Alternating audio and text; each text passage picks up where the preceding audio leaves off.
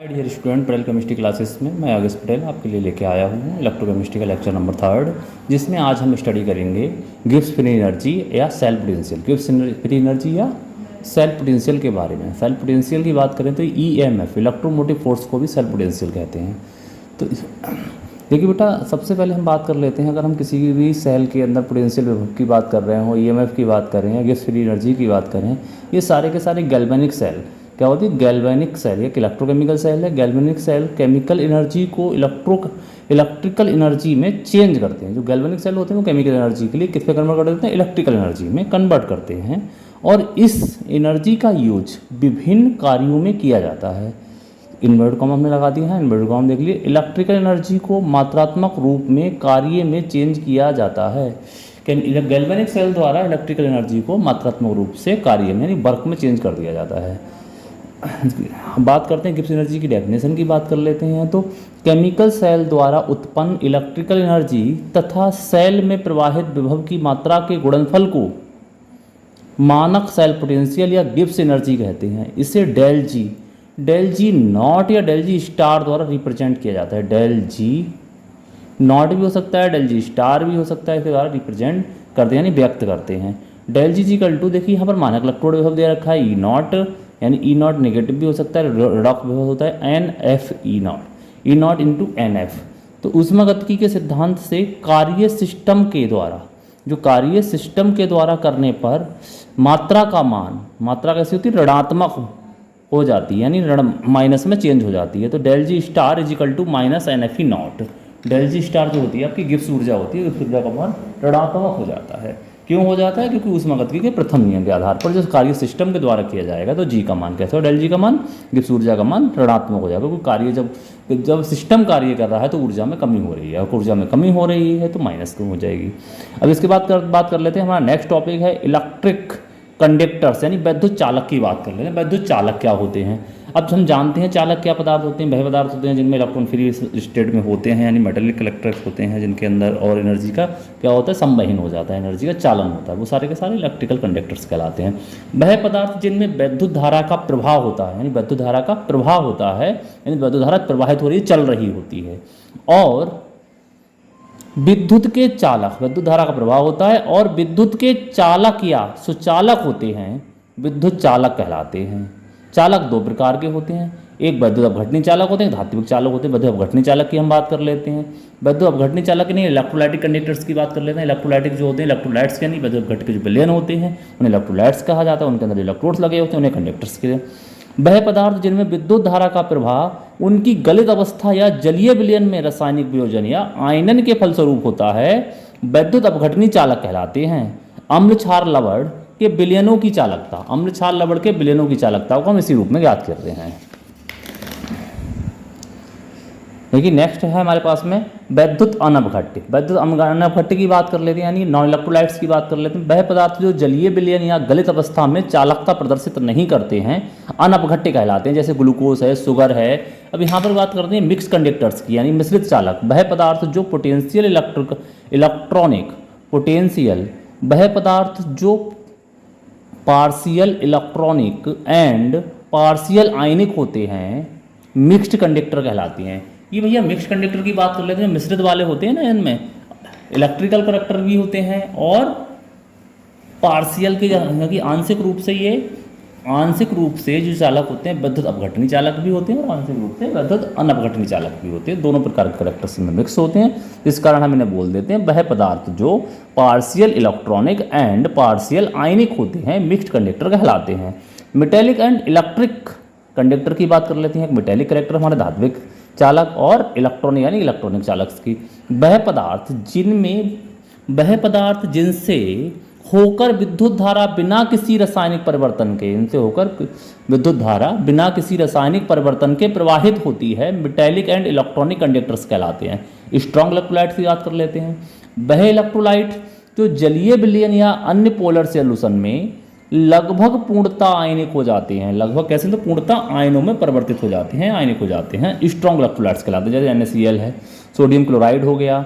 अब sodium chloride है तो सोडियम क्लोराइड के लिए NaCl ले लिया हमने। NaCl का हम जब वैसे ही आयन में तो तोड़ेंगे करेंगे तो ये Na पॉजिटिव में और Cl नेगेटिव में टूट जाएगा। ऐसे ही आपका KCl हो जाएगा तो KCl का भी आयनन होगा तो KCl भी K positive plus Cl negative में पूर्णता आयनित हो जाते हैं। ये NaOH का भी, क्योंकि ये सारे के सारे क्या हैं, स्ट्रॉन्ग इलेक्ट्रोलाइट्स हैं, स्ट्रॉन्ग एसिड या स्ट्रॉन्ग बेस हैं। तो ये Na पॉजिटिव में और Cl नेगेटिव में डिवॉल्व हो जाता है। इसके बाद कर लेते हैं वीक इलेक्ट्रोलाइट्स की। वह इलेक्ट्रोलाइट जो जलीय या अदर पोलर सॉल्वेंट्स में लेस आयनिक होते हैं, वीक इलेक्ट्रोलाइट्स कहलाते हैं। जैसे अमोनियम हाइड्रोक्साइड हो गया, आपका एसिटिक एसिड हो गया, हाइड्रोजन साइनाइड हो गया, कार्बोनिक एसिड है, बोरिक एसिड है। अब हाँ, ओम के नियम की बात करते हैं। नेक्स्ट टॉपिक हमारा ओम का नियम है।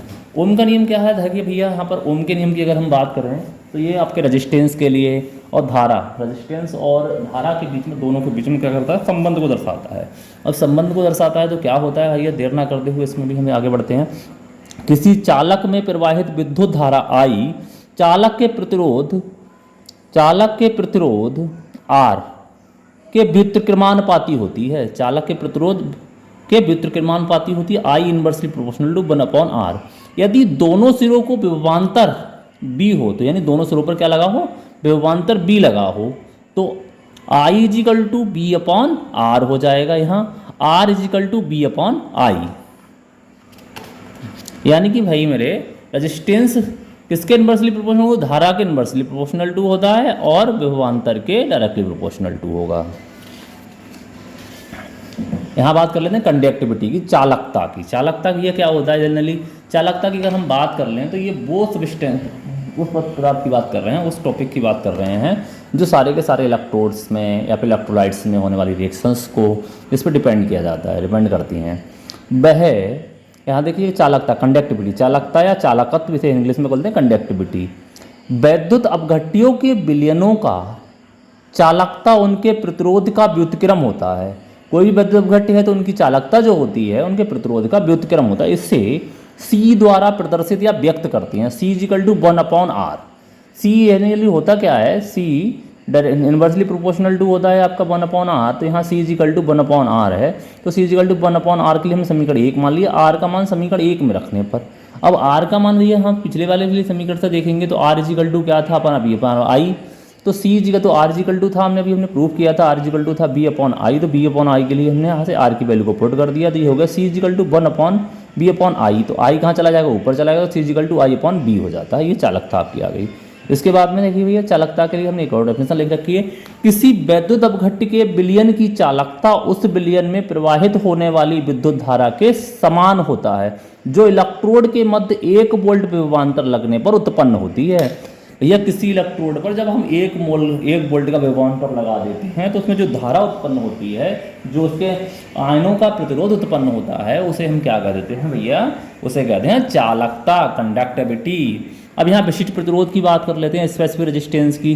स्पेसिफिक रेजिस्टेंस क्या होता है, अब स्पेसिफिक रेजिस्टेंस क्या है, यहाँ देखिए, जब किसी वैद्युत अपघट्य के जलीय विलयन में विद्युत धारा प्रवाहित करने पर, जब किसी वैद्युत अपघट्य के जलीय विलयन में विद्युत धारा प्रवाहित करने पर जो प्रतिरोध उत्पन्न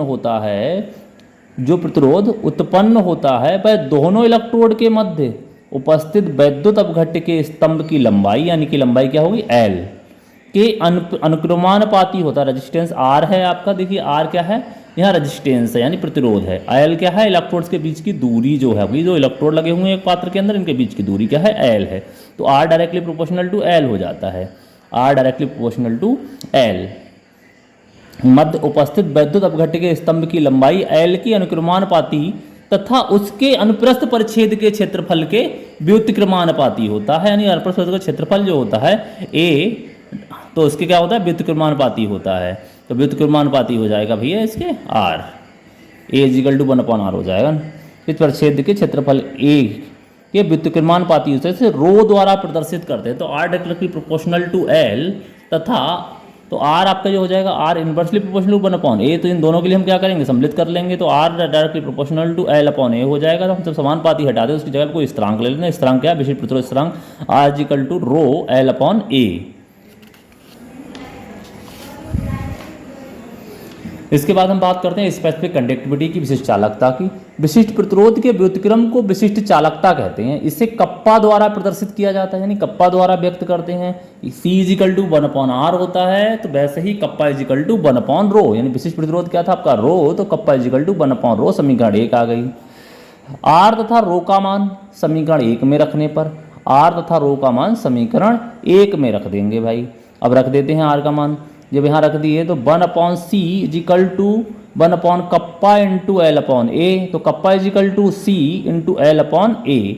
यहाँ देखिए जहाँ R = 1/C होता है और भैया R या फिर R = 1 कप्पा × L/A, जहाँ L का मान 1 तथा A का मान 1, दोनों L = 1 और A = 1, यानी लंबाई भी कितनी करते हैं 1 सेंटीमीटर मान लेते हैं लंबाई के लिए भी हमने 1 सेंटीमीटर, क्षेत्रफल भी कितना था 1 सेंटीमीटर मान लिया, तो कप्पा = क्या हो जाएगा C, यानी कि जो आपकी विशिष्ट चालकता थी वो मोलर चालकता या सामान्य चालकता के बराबर हो जाती है। ऐसे दो इलेक्ट्रोड, चालक की डेफिनेशन की बात कर लेते हैं। ऐसे दो इलेक्ट्रोड्स जिनकी अनुप्रस्थ परिच्छेद का क्षेत्रफल 1 वर्ग सेंटीमीटर हो तथा जो एक दूसरे से 1 सेंटीमीटर की दूरी पर स्थित हों के बीच रखे वैद्युत अपघट्य के विलयन की चालकता उनकी विशिष्ट चालकता कहलाती है। ऐसे दो इलेक्ट्रोड हों जिनका क्षेत्रफल कितना हो 1 सेंटीमीटर हो और बीच की दूरी कितनी हो, एक लंबाई कितनी हो 1 सेंटीमीटर हो, तो इनकी जो चालकता होगी उसे हम क्या कहेंगे विशिष्ट चालकता। यहाँ सेल स्थिरांक की बात कर लेते हैं G* की। किसी सेल के दो समांतर इलेक्ट्रोडों किसी सेल के दो समांतर इलेक्ट्रोडों के मध्य की दूरी और इलेक्ट्रोड के अनुप्रस्थ परिच्छेद के क्षेत्रफल का अनुपात सेल स्थिरांक कहलाता है। इसे G* द्वारा व्यक्त करते हैं, G* से व्यक्त करते हैं। G* = L/A, तो G* = कप्पा/C, तो क्योंकि R = होता है 1/C, तो G* हो जाएगा कप्पा/R। नेक्स्ट हम बात कर लेते हैं इक्विवेलेंट कंडक्टिविटी की, तुल्यांकी चालकता की। 1 सेंटीमीटर दूरी एवं 1 वर्ग सेंटीमीटर अनुप्रस्थ परिच्छेद के क्षेत्रफल, ये आ गया आपका एक पात्र लगा हुआ है, इसमें देखिए 1 सेंटीमीटर की दूरी और 1 परिच्छेद का क्षेत्रफल है। क्षेत्रफल किसका कितना आ गया पूरा की पूरा 1 सेंटीमीटर वर्ग क्षेत्रफल, 1 सेंटीमीटर स्क्वायर का, 1 सेंटीमीटर स्क्वायर लंबाई गुणा चौड़ाई सब बराबर हो गई इसके, ठीक है। क्षेत्रफल वाले दो समांतर इलेक्ट्रोड के बीच रखे विलयन में यदि 1 ग्राम तुल्यांक वैद्युत अपघट्य घुला हो तो इस अवस्था में विलयन की चालकता उस वैद्युत अपघट्य की तुल्यांकी चालकता कहलाती है। इससे सीमेंस EQ से व्यक्त करते हैं। EQ का है आपका यहाँ पर सीमेंस EQ, इक्विवेलेंट का मतलब होता है सीमेंस के साथ में इक्विवेलेंट जो होगा तुल्यांकी चालकता, कप्पा यहाँ विशिष्ट चालकता है, B यहाँ पर क्या है विलयन का घन सेंटीमीटर में आयतन, तो यहाँ हो जाएगा कप्पा सीमेंस EQ = सीमेंस भी हो सकता है इसलिए लैम्डा हम देख सकते हैं, लैम्डा EQ = कप्पा × B। अब यहाँ बीज किस में होगा, मोलर सांद्रता की बात कर लेते हैं, तो B = हो जाता है आपका, अगर B = बात करें 1000/N हो जाएगा, 1000/N को पुट कर देंगे तो यहाँ पर हो जाएगा इक्विवेलेंट = कप्पा × 1000/N। यानी वैद्युत अपघट्यों की तुल्यांकी चालकता विशिष्ट चालकता में संबंध की बात कर लेते हैं, relation between the equivalent conductivity and specific conductivity, specific conduction of electrolytes. किसी इलेक्ट्रोलाइट्स के विलयन की चालकता, तुल्यांकी चालकता का मान उसके विशिष्ट चालकत्व तथा 1 ग्राम तुल्यांक विलयन के घन सेंटीमीटर में आयतन के गुणनफल के बराबर होता है। अब इक्विवेलेंट कंडक्टिविटी कप्पा × B, इसे समीकरण 1 मान लेते हैं। यदि विलयन की सांद्रता C ग्राम तुल्यांक प्रति लीटर यानी नॉर्मलिटी में हो तो B = 1000/C हो जाएगा, तो यहाँ पर भैया C = अब देखिए नॉर्मलता की बात कर रहे हैं तो B = 100/N, इन सब की वैल्यू को हम पुट कर देंगे तो आपका आ जाएगा B इक्विवेलेंट, आपके यहाँ देखिएगा लैम्डा या सीमेंस EQ = कप्पा × 1000/N। तो यहाँ कप्पा के देखिए, कप्पा को हमने क्या कर दिया, कप्पा के लिए कप्पा गुणा में दे रखा था, अब यहाँ पर हमने देखा ये सब कुछ रख दिया है, यहाँ पे बंदी से वैल्यू को हमने क्या मान लिया, सॉल्वेबिलिटी के लिए C मान लिया, क्योंकि ये देखिए 1000/N किसके इक्वल है, C के इक्वल है, तो इसकी वैल्यू को पुट कर दिया तो इक्विवेलेंट कप्पा/C हो जाता है। इसकी यूनिट की हम बात कर लें, ऐसा ही यूनिट की बात करें तो कप्पा की यूनिट होती है विशिष्ट चालकता की, जो ऐसा यूनिट है तो वो आपकी सीमेंस मीटर स्क्वायर, और यहाँ पर देखिएगा कंडक्टिविटी जो है यहाँ पर नॉर्मलता की बात कर रहे हैं तो वो इक्विवेलेंट इन्वर्स हो जाती है, siemens metre square equivalent. Normal C unit की हम बात कर लेते हैं, तो यहाँ पर देखिएगा इसका जो वैल्यू दे रखी है इक्विवेलेंट कंडक्टिविटी में, तो कंडक्टिविटी में जो वैल्यू है कप्पा की वैल्यू है mole inverse centimetre inverse upon gram equivalent centimetre square. तो ये आपका हो जाएगा ohm inverse centimetre square equivalent inverse.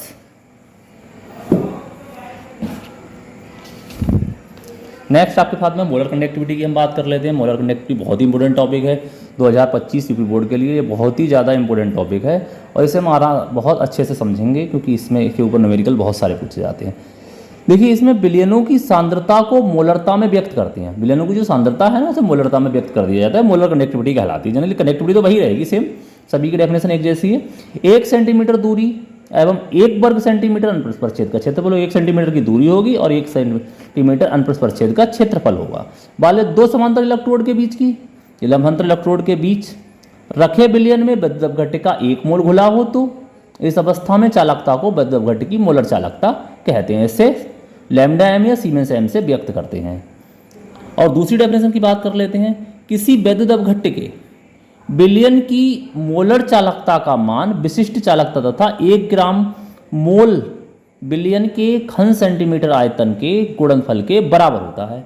देखिएगा भैया लैम्डा एम विशिष्ट चालकता क्या होती है, कप्पा होती है इंटू 1 मोल इलेक्ट्रोलाइट के सोल्यूशन का घन सेंटीमीटर में वॉल्यूम बी होता है। तो यह लैम्डा एम सीमेंस एम या lambda M is equal to kappa into B. यदि विलयन की मोलरता एम इजिकल टू मोल प्रति लीटर हो तो B is equal to 1000 upon M molarity में दे रखा है, यानी भैया 1 लीटर की बात कर रहे हैं तो बी 1000 अपॉन एम। बी का मान समीकरण 1 में रख देते हैं, समीकरण हमारी 1 आ गई। समीकरण 1 में जैसे बी का मान पुट करते हैं तो lambda m is kappa into 1000 upon m. Unit of molar conductivity, तो lambda m is equal to kappa upon m होता है। कप्पा की यूनिट तो आपके लिए सेंटीमीटर सीमेंस मीटर इनवर्स होती है। और इसमें क्या भैया जो मोलरिटी होती है मोल पर लीटर में, मोल पर लीटर में जब इसकी कंडक्टिविटी दे रखी है तो इसे पूरा सॉल्व कर लेंगे तो यहाँ हो जाएगा centimetre siemens metre square mole inverse, siemens metre square mole inverse इसकी हो जाएगी। यूनिट्स की बात कर लेते हैं। अब यहाँ देखिए मोलर कंडक्टिविटी की बात कर ली हमने, कंडक्टिविटी की बात कर ली, स्पेसिफिक कंडक्टिविटी की बात कर ली, हमने तीनों टाइप की कंडक्टिविटी देख ली हैं। बट यहाँ कंडक्टिविटी जो होती है इसे प्रभावित करते हैं बैरियर। कुछ कारक ऐसे होते हैं जो इसके मान को परिवर्तित कर देते हैं। इनके मान को जो परिवर्तित करने वाले कारक हैं, कौन बढ़ाएगा कौन घटाएगा, तो हमें उन्हें भी स्टडी करना पड़ेगा। जब तक हमें उनके बारे में नहीं पता है तो हम न्यूमेरिकल की वैल्यू को फाइंड आउट नहीं कर पाएंगे। चालकता को प्रभावित करने वाले कारक हैं। देखिए वैद्युत अपघट्य की चालकता निम्न कारकों पर निर्भर करती है। सबसे बात करते हैं इंटरआयनिक फोर्स ऑफ अट्रैक्शन। आंतरिक, देखिए यहाँ पर बात कर रहे हैं आंतरिक आकर्षण बल की बात कर लेते हैं।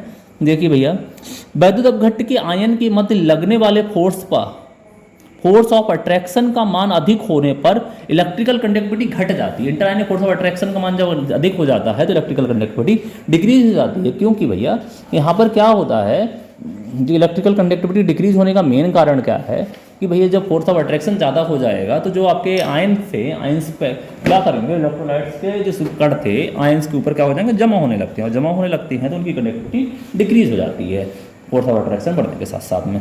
दूसरी बात कर लेते हैं हमारे पास में दूसरा है। देखिए यहाँ कह रखा है इन्होंने, दूसरा वेरिएंट है हमारे पास में, यहाँ पे जो फैक्टर है वो है सॉल्वेशन ऑफ आयन, आयनों का विलायकीकरण, सॉल्वेशन ऑफ आयन। किसी पोलर सॉल्वेंट में इलेक्ट्रोलाइट घोलने पर विलय के आयनों तथा विलायक के अणुओं के मध्य अन्योन्य क्रिया हो जाती है, इंट्रैक्शन रिएक्शन हो जाती हैं। यानी दोनों क्या करते हैं, एक साम्यावस्था जैसी अभिक्रिया करने लगते हैं। क्रिया द्वारा अट्रैक्शन फोर्स का मान बढ़ जाता है जिससे सॉल्वेंट पार्टिकल शीघ्रता से आयन को घेर लेते हैं। जो क्या करते हैं, सॉल्वेंट के पार्टिकल आयनों के चारों तरफ इकट्ठे हो जाते हैं और इलेक्ट्रिकल कंडक्टिविटी घट जाती है। जिससे क्या होता है, इलेक्ट्रिकल कंडक्टिविटी घट जाती है। Solvation of ion inversely proportional to 1 upon electrical conductivity. Temperature, यहाँ बात कर लेते हैं ताप की। तीसरा वेरिएंट है हमारे पास में, वेरिएबल जो फैक्टर है हमारे पास में वो टेम्परेचर है। ताप बढ़ाने पर आयंस की काइनेटिक एनर्जी का मान बढ़ जाता है जिसके परिणाम स्वरूप इलेक्ट्रिकल कंडक्टिविटी बढ़ जाती है। भैया देखिए होता क्या है कि temperature directly proportional to kinetic energy of ion, तो electrical conductivity directly proportional to temperature.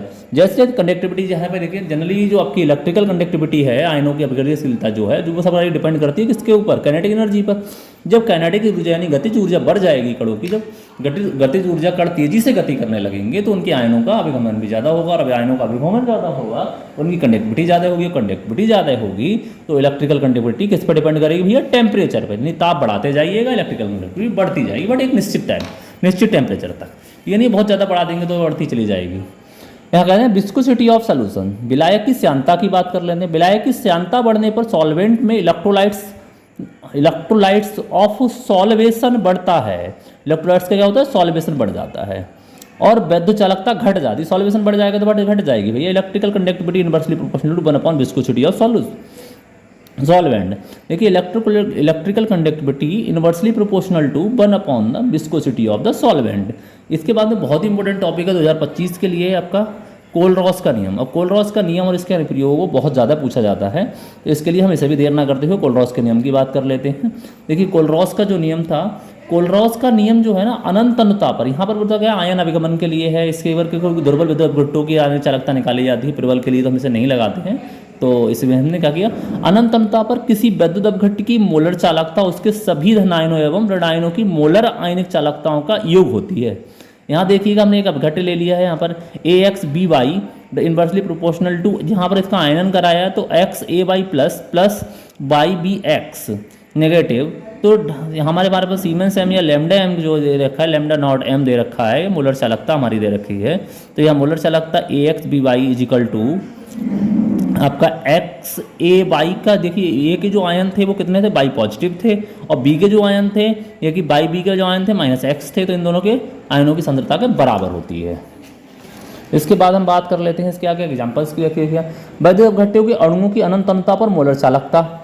ऐसे पहला एग्जांपल हमारे पास NaCl के आयनन के लिए दिखा दिया हमने कोल-रॉस का नियम। तो NaCl का जब आयन कराया तो Na पॉजिटिव और Cl नेगेटिव बन गया। तो हमारा सीमेंस एम या lambda M NaCl is equal to lambda Na positive plus lambda Cl negative हो जाता है। विलयन में देखिएगा भैया, जैसे विलयन में BaCl2 का आयनन हो रहा है, जो BaCl2 का आयनन हो रहा है तो बेरियम क्लोराइड के लिए भी देख लेते हैं। BaCl2 Ba पॉजिटिव हो गया, आपका Cl नेगेटिव हो जाता है, 2Cl नेगेटिव हो गया। तो यहाँ देखिएगा आपका siemens not M BaCl2 is equal to lambda not Ba2 plus 2 lambda not Cl negative. यहाँ एप्लीकेशन ऑफ कोल-रॉस की बात कर लेते हैं। तो एप्लीकेशन में कोल-रॉस के नियम जो हैं, इसके एप्लीकेशंस क्या हैं, कहाँ कहाँ लागू होता है, तो इसके जो एप्लीकेशन है बहुत ही ज़्यादा इंपॉर्टेंट हैं, तो इन्हें भी हम स्टडी करना पड़ेगा। जो कि जनरली हम कोल-रॉस के नियम को स्टडी करते हैं, कभी तो कोल-रॉस का नियम पूछ लिया जाता है, कभी इसके केवल एप्लीकेशंस को ही एग्जाम में पूछा जाता है। तो यहाँ देखिए कोल-रॉस के नियम के अनुप्रयोग की बात कर लेते हैं। इस नियम के प्रमुख अनुप्रयोग निम्नलिखित हैं। पहला देखिएगा, दुर्बल वैद्युत अपघट्टों की अनंत अनुता पर मोलर चालकता ज्ञात करने में। सबसे पहली बात कर लेते हैं दुर्बल वैद्युत अपघट्टों की अनंत अनुता और मोलर चालकता ज्ञात करने में। तो मोलर चालकता ज्ञात करने के लिए हमारे पास फार्मूला है। मोलर चालकता ज्ञात करने के लिए क्या फार्मूला होता है? कोल-रॉस का नियम। कोल-रॉस का नियम अभी हम पढ़ के आए हैं। दूसरा देखिएगा, वियोजन की मात्रा ज्ञात करने में। तो वियोजन की मात्रा होती है आपके पास में वियोजन की मात्रा अल्फा इजिकल टू आपका हो जाता है सीमेंस MC यानी siemens calculated upon CM observed. जो आपकी प्रेक्षित और परिकलित वैल्यू का अनुपात जो होता है उसे हम क्या कर देते हैं, चाहे आपके लिए मोलर कंडक्टिविटी में दे रखी हो चाहे इक्विवेलेंट मोलर कंडक्टिविटी में दे रखी हो, दोनों के अनुपात के लिए हम क्या कहते हैं, वियोजन की मात्रा कह देते हैं। अल्पविलय लवणों की विलयता ज्ञात करने में। अल्पविलय लवणों की विलयता क्या होती है? डेल MC या फिर siemens MC equal to siemens M naught. तो siemens M naught equal to siemens lambda. तो इसके लिए हम जनरली जब ज्ञात करते हैं दोनों की वैल्यू, जो आपका मोलर कंडक्टिविटी थी, मोलर कंडक्टिविटी मोलर चालकता है, मोलर चालकता की जो मोलर चालकता कैलकुलेटेड और प्रेक्षित होती है, उन दोनों का मान कैसा होता है? बराबर होता था। मोलर कंडक्टिविटी देखिएगा, मोलर चालकता की हम बात करेंगे तो यहाँ पर जो आपकी कंडक्टिविटी हो, कंडक्टिविटी और इलेक्ट्रोलाइट्स में नहीं, तुल्यांक चालकता और देखिए विलय की तुल्यांक चालकता, विलय की दोनों तुल्यांक चालकता के बराबर होती है। तो यहाँ पर हम कैलकुलेटेड मोलर कंडक्टिविटी की बात कर लेते हैं। तो calculated molar conductivity is equal to kappa into 1000 upon M। यहाँ M बिलियन की मोलर चालकता C बराबर मोल प्रति लीटर में दे रखी है। तो ये आपका हो जाएगा molar conductivity equal to kappa into 1000 upon solubility. Solubility आपके पास में क्या होगी? वैलेंस इसमें वो है मोलरिटी में है, तो सॉल्बिलिटी के लिए हम बाहर ले आते हैं। तो सॉल्बिलिटी of mole per litre is equal to kappa into 1000 upon, ये आपके कहाँ का गुणांक में चले जाएगा, upon molar conductivity, calculated molar conductivity. Thank you. आगे का हम नेक्स्ट टॉपिक के लिए साथ में हम मिलेंगे, और जिन लोगों ने चैनल को सब्सक्राइब किया वो चैनल को सब्सक्राइब कर दें, जिससे आपको आने वाले वीडियोज़ का नोटिफिकेशन आसानी से प्राप्त हो सके। Thank you, good bye.